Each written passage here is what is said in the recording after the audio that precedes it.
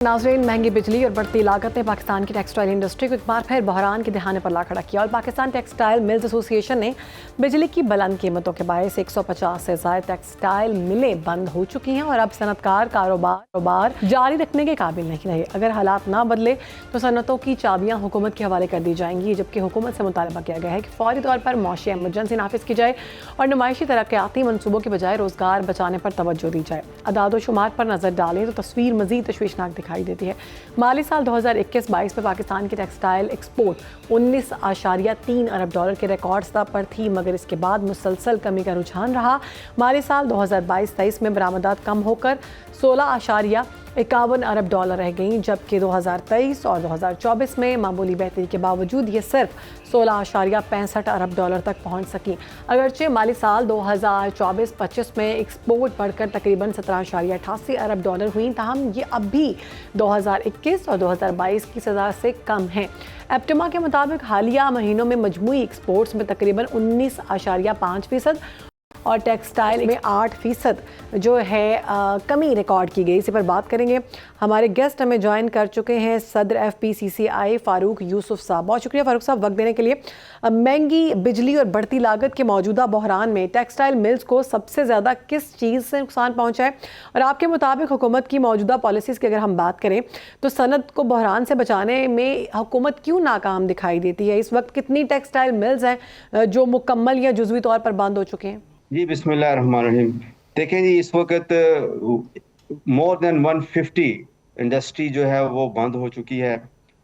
बिजली महंगी होने की वजह से, गैस महंगी होने की वजह से, आपका इंटरेस्ट रेट जो है वो सिंगल डिजिट में नहीं है उस वजह से, और आपकी ईज़ ऑफ डूइंग बिजनेस जो है वो बिल्कुल पाकिस्तान में नहीं है, जिस वजह से तमाम डाइवर्स इंडस्ट्री जो है, हम टेक्सटाइल की अगर सिर्फ बात करें तो उसमें मोर देन 100 फैक्ट्रीज जो है वो फैसलाबाद में बंद हैं, और जो चल रही हैं वो अंडर कैपेसिटी हैं, वो 60% अपनी प्रोडक्शन पे हैं। देखें, हमने बारहा ये बात की है कि हमारे जो कंपटीटर हैं, अगर हम बांग्लादेश को लें तो वहाँ पर जो इलेक्ट्रिसिटी का टैरिफ है वो 9.58 है, वियतनाम में जो है वो 9.8 है, इंडिया में लें तो 6 पॉइंट जो है 7.5 है। उज़्बेक में हम देखें तो वो 3% पे ऑफर कर रहे हैं, तो हम 12.5 सेंट पे कैसे पॉसिबल है कि हम अपनी इंडस्ट्री जो चला पाएंगे और कंपटीशन कर पाएंगे इन तमाम अपने जो रीजनल कंपटीटर हैं। और देखें, इसके बाद हमने इनको सजेशन भी दी है कि आपके पास जो है वो क्रॉस सब्सिडी 131 अरब रुपए की है, अगर इसको ही ख़त्म कर दिया जाए तो 6 रुपये कमी के साथ हम 9.5 सेंट पे हमारी जो है इलेक्ट्रिसिटी का रेट आता है, तो ये सर्वाइवल इस तरह हम करने की तरफ जा सकते हैं।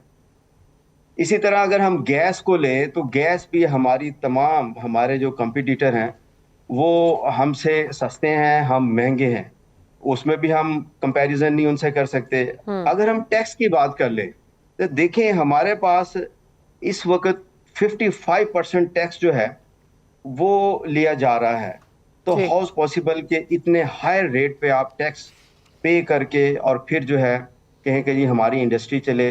लास्ट दिसंबर में 11.5% का डिक्लाइन है हमारा एक्सपोर्ट का, और ये वो तमाम चीजें हैं जिनकी वजह से इंडस्ट्री नहीं चल रही। मैं आपको एक एग्जाम्पल कोट करूं कन्फेक्शनरी की। देखें, उस पे भी इन्होंने 16% FAD लगा दी। ऑलरेडी शुगर महंगी और अब वो और महंगे हो गए। हमारी कन्फेक्शनरी जो है, इस वक्त हमारे पास एक पोटेंशियल मार्केट है अफ्रीका की। हम एक रवायती मंडियों से निकलें और पोटेंशियल मार्केट की तरफ जाएं तो वहां पर भी जो हमारे कंपटीटर हैं वो बिस्किट केक्स जो है वो बेच रहे हैं, क्योंकि उनकी गवर्नमेंट्स उनको सब्सिडी दे रही है, उनको रिलीफ दे रहे हैं। ऑलरेडी वो इलेक्ट्रिसिटी में, एनर्जी में, इंटरेस्ट रेट में हमसे वो सस्ते हैं, रॉ मटेरियल हमारा महंगा है। तो इन सारी चीज़ों को मिला के गवर्नमेंट को सोचना होगा कि वो आउट ऑफ द बॉक्स जो है वो जाएं, या एट लीस्ट जो डिमांड हम गवर्नमेंट भी इस चीज़ को समझती है कि 9 सेंट के बिना इंडस्ट्री नहीं चल सकती। एक इंडस्ट्रियल इमरजेंसी जो है, हमने तो ये अभी प्रेस कॉन्फ्रेंस की उसमें डिक्लेयर की है कि आप एक इमरजेंसी डिक्लेयर करके जो है वो सनत को चलाने के लिए जो इनिशिएटिव लें। अदरवाइज ये इंडस्ट्री बिल्कुल बंद हो जाएगी, मजीद डिक्लाइन का शिकार हो जाएगी हमारी एक्सपोर्ट। ठीक है, बहुत शुक्रिया। हमारे साथ मौजूद है फारूक यूसुफ साहब, इस सारे मामले के हवाले से गुफ्तगू कर रहे थे।